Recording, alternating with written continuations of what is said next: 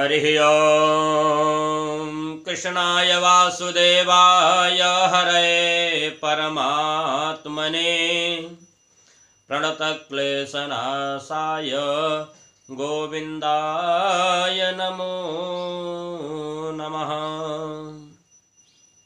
सभी सनातनी को जय सिया राम। आज एक बार फिर से मैं आप सबके समक्ष उपस्थित हुआ हूँ एक प्रेरणादायक कहानी के साथ। आज की कहानी का शीर्षक है सत्य और असत्य। कहने का मतलब यह है कि अगर हम सत्य मार्ग पर चलते हैं तो हमारे द्वारा किया गया कर्म वह सद्मार्ग बन करके, धर्म बन करके हमारी हर जगह सहायता करता है। और अगर असत्य मार्ग पर चलते हैं, गलत मार्ग पर चलते हैं, तो हर जगह हमारे द्वारा किया गया पुण्य भी वो हमारे लिए घातक बन जाता है। इसलिए हमको हमेशा सत्य मार्ग पर चल करके धर्म करना चाहिए। एक बार की बात है, एक संत जी थे। वो हमेशा विद्वान थे और ज्ञानोपदेश लोगों को दिया करते थे। और किसी सत्संग में या किसी ग्रंथ में उन्होंने पढ़ा था, संतों के मुखारबिंद से सुना था कि जो भी धन कमाया जाए, अपने लिए जो भी किया जाए, वह मेहनत का होना चाहिए। अन्याय से लिया गया धन वह नुकसानदायक होता है। और इसी परंपरा का निर्वहन करते हुए उस संत जी क्या करते कि लोगों को ज्ञानोपदेश तो देते थे, लेकिन अपने जीविकोपार्जन के लिए वह टोपियां बेच करके अपना जीवन यापन करते थे। एक सेठ जी उसी नगर के थे। वह इनके प्रवचन को बहुत नज़दीक से सुनते थे और इनके नित्य की गतिविधि को वह बहुत आराम से देखा करते थे, उस पर गौर किया करते थे कि आखिर संत जी क्या क्या कर रहे हैं। संत जी का नियम था कि जो कुछ भी टोपियां बेच करके उनको धन मिलता था, उसी से अपना जीवन निर्वहन करते थे। और साथ में उसमें से कुछ पैसे बचा करके वह दान भी रोज किया करते थे। नित्य दान का उनका नियम था। अब सेठ जी संत जी से इस बात के प्रेरणा लेकर के उनके मन में भी विचार आया कि हम भी तो व्यापार करते हैं, कमाते हैं, अगर संत जी दान कर सकते हैं तो मैं क्यों नहीं। अब मैं भी कुछ दान किया करूँगा।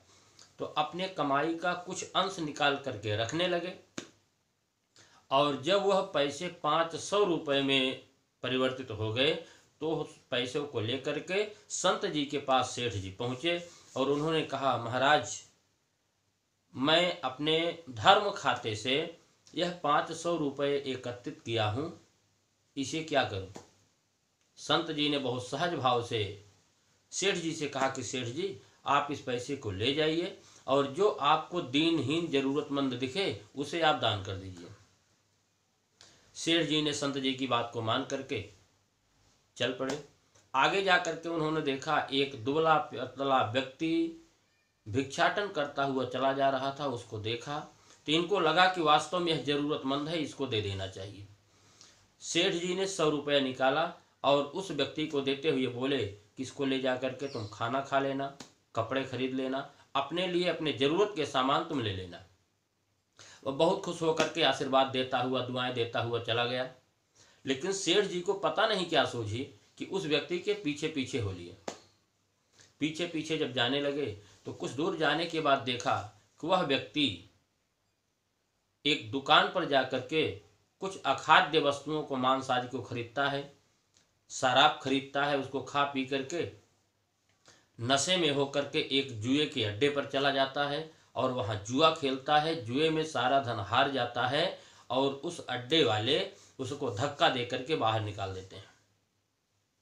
अब वह सेठ जी संत जी के पास आए कि महाराज, ये तो बड़ा गजब हो गया। आपने कहा था किसी दीनहीन व्यक्ति को आप दे देना, मुझे जो लगा मैंने उसको दिया, लेकिन वो तो ऐसे ऐसे हो गया। तो संत जी ने कहा, कोई बात नहीं, आप एक काम करो। संत जी ने अपने पास से 1 रुपया निकाला और उसको दे दिया, जो रोज दान किया करते थे। कहा, आज इसको लेकर के जाओ और किसी जरूरतमंद को दे देना और इसका उत्तर हमसे कल ले लेना। अब संत जी के द्वारा दिए गए उस पैसे को सेठ जी लेकर के आगे बढ़े। आगे उनको एक व्यक्ति दिखाई पड़ा। इन्हें लगा कि वास्तव में यह जरूरतमंद हो सकता है। तो सेठ जी ने उस पैसे को उस व्यक्ति को दिया और उसके पीछे हो लिए। तो वह व्यक्ति क्या करता है कि अपने झोले से एक चिड़िया को निकाला और उड़ा दिया और उस पैसे से कुछ चने खरीदे और उस चने को खा करके अपनी भूख मिटाई।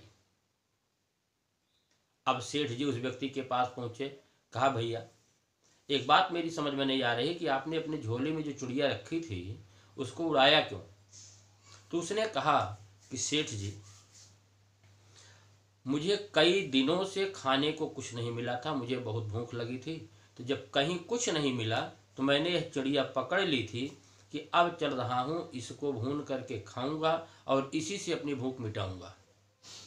और आज आपने मुझे कुछ पैसे दे दिए तो इससे मैंने अपनी भूख मिटा ली। तो अगर कुछ पैसे हमको मिल रहे हैं भूख मिटाने के लिए तो मैं जीव हिंसा क्यों करूं? मैं नहीं कर सकता, इसलिए मैंने इस चिड़िया को छोड़ दिया। अब यह सुन करके सेठ जी वापस आए और संत जी से यह बात भी बता दी। तब संत जी सेठ जी से कहते हैं कि सेठ जी वास्तव में सच्चाई तो ये है कि हम दान कर रहे हैं, मतलब इससे नहीं है। मतलब इससे है कि जो धन हम दान कर रहे हैं वो हमारे पास आया कैसे है, वह मेहनत का है अथवा ईमानदारी का है अथवा बेईमानी का है। मैंने जो धन एकत्रित किया है वह धर्म के रास्ते से एकत्रित किया है अथवा अधर्म के रास्ते से एकत्रित किया है, उसी के साथ हमारा पाप और पुण्य उस धन के साथ संग्रहित हो जाता है और वह धन जहाँ जाता है उसका वैसा ही परिणाम हमारे सामने आता है। आपने 100 रुपया उस व्यक्ति को दिया, लेकिन आपने जो कमाया था, जो धन एकत्रित किया था, वह ईमानदारी से नहीं कमाया था, जरूर आपने कुछ इधर उधर किया था। और मैंने जो 1 रुपया दिया वह ईमानदारी का धन था, मेहनत का धन था, इसलिए वह सदमार्ग में लगा। उसने एक जीव को हिंसा होने से बचा दिया और आपके 100 रुपये ने उसको इधर उधर व्यर्थ करके सीधे जुए में और मांसाहार शराब में उसको उड़ा दिया। तो कहने का मतलब यह है कि जो धन हम कमाते हैं, जिससे अपने परिवार का भरण पोषण करते हैं, वह हमको ईमानदारी से कमाना चाहिए, क्योंकि हमारे शास्त्र कहते हैं कि अन्यायार्जितम वित्तम 10 वर्षाणि तिष्ठति प्राप्ते चैकादशे वर्षे समूलम च विनश्यति। अन्याय से अर्जित किया हुआ धन 10 वर्ष तक तो खूब बढ़ता है। हमें लगता है कि हमारे पास ना जाने क्या क्या संपत्ति आ गई, लेकिन 11वां वर्ष लगते ही जो हमारा पहले का मूलधन है उसको भी लेकर के नष्ट हो जाता है। इसलिए अगर हम अन्याय से अर्जित किए हुए धन से अपने परिवार का भरण पोषण करते हैं तो उस धन से हम जिनका भरण पोषण करेंगे, जरूरी नहीं है कि उनका स्वास्थ्य अच्छा हो, उनकी मति अच्छी हो, उनका व्यवहार अच्छा हो, उनका व्यापार अच्छा हो, ये जरूरी नहीं है।